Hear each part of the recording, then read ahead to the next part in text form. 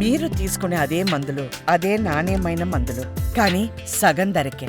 అవును, MedPlus brands pi 50 to 80% తగ్గింపు.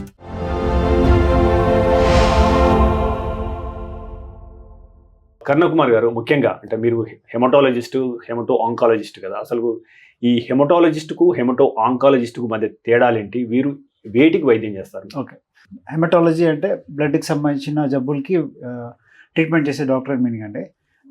ఇప్పుడు మనకి హెమటో ఆంకాలజిస్ట్ అంటే బ్లడ్కి సంబంధించిన క్యాన్సర్స్ వస్తాయి. ఇప్పుడు హెమటాలజీ అనే పదంలోనే అన్నీ ఉన్నాయి. ఓకే, హెమటో ఆంకాలజీ మనం సపరేట్గా పిలవాల్సిన అవసరం లేదు. Clinical haematology super speciality.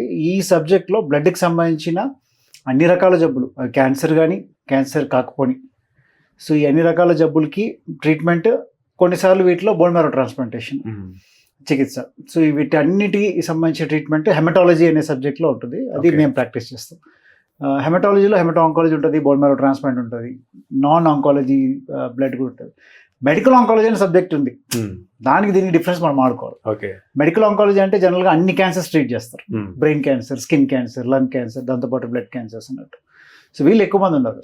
So haematology అనే స్పెషలిస్టులు చాలా తక్కువ మంది ఉన్నారు. ఓకే, ఇప్పుడు మెడికల్ ఆంకాలజీ అన్ని క్యాన్సర్ ట్రీట్ చేస్తారా?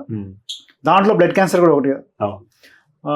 బ్లడ్లో మరి క్యాన్సర్లే రావు కదా, క్యాన్సర్ కాని జబ్బులు చాలా ఉన్నాయి కదా.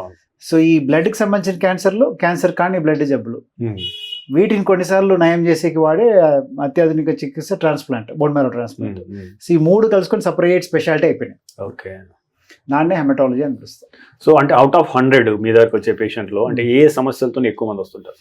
సో జనరల్గా కామన్ ప్రాబ్లం అనీమియా అండి, రక్తహీనత, అంటే హిమోగ్లోబిన్ బాగా తగ్గడం అని చెప్తాం. సో ఈ ప్రాబ్లంతో చాలా మంది బాధపడుతుంటారు. దీని తర్వాత ప్లేట్లెట్స్ తగ్గిపోయి బాగా వచ్చేవాళ్ళు. దీని తర్వాత అధికంగా రక్తస్రావము, బ్లీడింగ్ ఇష్యూస్ ఉండేవాళ్ళు. బ్లడ్ క్యాన్సర్స్ పేషెంట్స్, బ్లడ్ క్యాన్సర్లు కూడా చాలా రకాలు ఉంటాయి. లుకీమియా, లింఫోమా, మైలోమా అని. ఇవి కాకుండా కొన్నిసార్లు తెల్లకణాలు ఎక్కువైపోవడము, హిమోగ్లోబిన్ ఎక్కువైపోవడము, ప్లేట్లెట్స్ ఎక్కువైపోవడము, బ్లడ్ క్లాట్స్ అన్యూజువల్గా ఫామ్ అవ్వడము, ఇటువంటి జబ్బులు ఉంటాయి. కొన్ని జెనెటిక్ ప్రాబ్లమ్స్ ఉంటాయి, aplastic anaemia, thalassaemia, sickle cell anaemia, ఇటువంటి జబ్బులు. సో ఈ రకాల జబ్బులు ఉంటాయి. కామన్గా అయితే అనీమియా, కౌంట్స్ తగ్గడం, కొన్నిసార్లు కౌంట్స్ పెరగడం అనే ఈ ప్రాబ్లమ్స్తో ఎక్కువ మంది వస్తుంటారు.